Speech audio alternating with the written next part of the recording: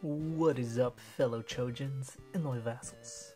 So, I'm a bit late to the Super Saiyan God, Super Saiyan Vegeta review thingamajig, as this figure has been released quite a while now. I think it was released last month.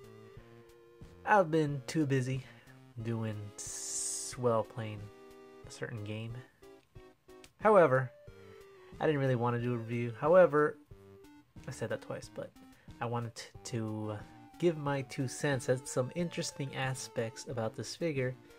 Well, there's only really 2 things that I want to mention. I don't know if it's already been mentioned because I haven't heard or seen anybody else's review on this figure. So I will start by mentioning that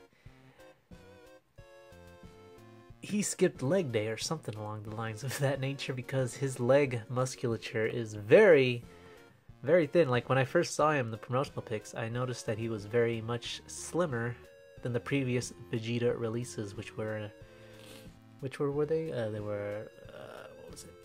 There was how he appeared in his first appearance with the whole Saiyan armor and his and he's got that tail, the monkey tail, and then the other one where he you're the typical, I guess, Vegeta, kind of like this, but it's like when he appeared in the Cell Saga. And when I saw this guy, I noticed he is very much slimmer in terms of musculature. That's some interesting stuff. Watch, I guess, for a comparison's sake here. Also, he's actually, I'll just show you right now. If you can tell the big differences between the leg musculature. You can see here, Vegeta did not skip leg day, as the thickness is very much prominent. As you can clearly tell, he's much more slimmer on his new outfit here.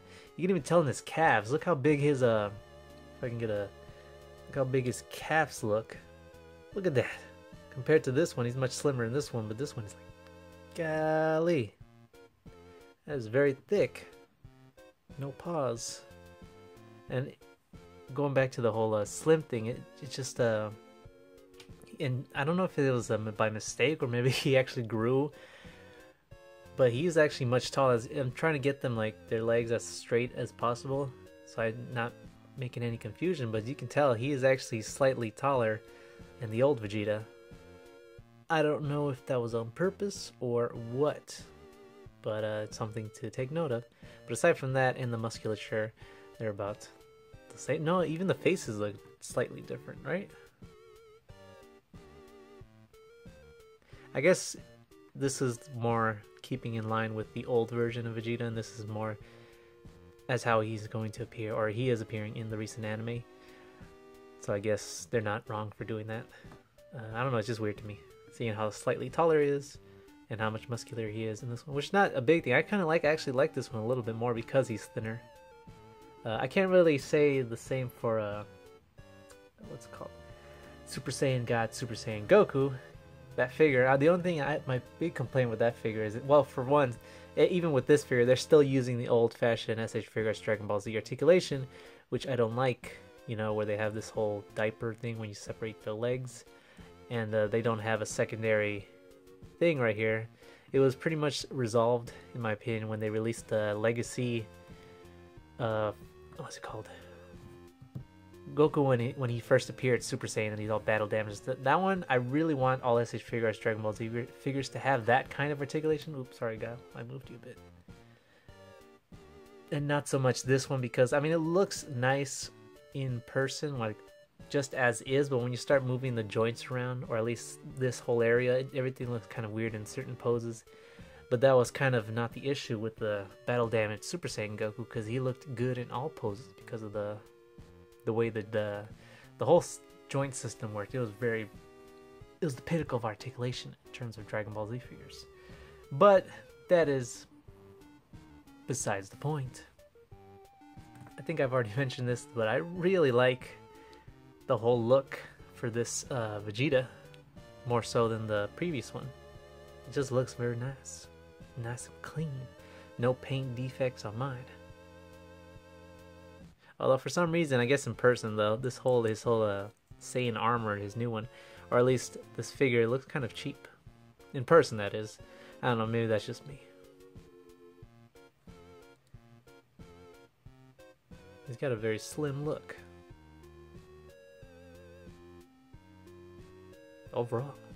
Like, I don't know, it's just very weird. Like, the whole blue hair I never really liked. It never felt to me, even to now, it doesn't feel like they're considered gods. I don't know, it just looks like their hair is blue. But that's just me. And in terms of articulation, I've already mentioned that I'm tired of this whole system thing they got going, and they should start getting on with the new articulation, which actually, as a matter of fact, they are releasing. I just got my order in from Amy the Saiyan armor trunks during the Cell Saga, where he's got the whole Saiyan armor, he's got long hair. He's actually utilizing all the fancy new articulation that the first appearance of Super Saiyan Goku has, which I think that's really good, and I really hope that most other SH Figuarts Dragon Ball Z figures use that feature. But anyways, if you've already seen, if you know about this particular SH Figuarts Vegeta figure, then you're probably going to notice that there's pretty much no other differences in terms of articulation between that one and this one. If anything, the only big, I guess, problem would be right here in the lower waist, which I'll get to in a bit. But I'll show you that he has a ball joint hinge at the top of the head, where it's like pegged, or it's a ball joint at the head and it's on a hinge. And there's another ball joint at the lower part of the neck. See, it's very slight, but it's most SH Figuarts Dragon Ball Z figures have this kind of joint, but it's always like very tight, so you never know if it's there or not. He does have it. You can look up quite a bit. I can't get over how thin his neck is. I don't know, it just seems like a pencil neck compared to this Vegeta, which he actually doesn't look like he has a neck, but it's under there. Look at how thick that is. God damn. I don't know. It's just something, one of the minor things that's a little jarring. He has a typical SH Figuarts kind of joint mechanic, where it is ball joint inwards and it's on a hinge. It looks kind of weird like that. And it's on his bicep is on a hinge. I mean a bicep cut, so you can't move it side to side. There's a double jointed elbow and a ball jointed peg thingamajig. And he does not have an upper body torso thingamajig articulation, but I don't know. And here comes the part where it kind of looks a little weird to me. So he can move his waist side to side, up that much, down not really at all. However, you can pull this lower part apart like this to get a little bit of range. However, there is an unsightly gap in the back, which wouldn't be too much of a problem, but it's just, I mean, if he had like a secondary piece to cover that part, it wouldn't be a problem, but like, it looks very weird. And you can also pull it even further apart. I don't know why you want to do that, because you can have him quite a bit of a crunch, but look at this. What is that? That is the stuff of nightmares. So that's very weird. A weird design choice. Something that could have been avoided had they included like a secondary like piece, floating piece, just to cover that joint up. Kind of similar to let's see if I can put it back. Kind of like the Kiniki Man line of figures, where underneath their abs they have a secondary floating piece that if when you were to do like different poses with them. Let's see if I can find it. I don't have one. Oh wait, yes I do. Kind of like Buffalo Man here, where excuse the pose, but he has a secondary piece underneath. See that? He has a secondary piece underneath the abdominal articulation thing. So when you're trying to do like this, an arch or a crunch, see that it hides the joint relatively well. So maybe if they had done that with Mr. Vegeta here, they could have avoided that unsightly gap, and it actually would have been, I mean, I can see what they were going with to give him more range of movement in terms of an ab crunch, and I would have accepted this had they included a secondary floating piece, like I just showed you. But yeah, I don't think I'm going to be using it. I mean, unless I'm going to do a photo, like quick shots in certain angles, then yes. But other than that, I would never display him like that. That just looks creepy. But there's that.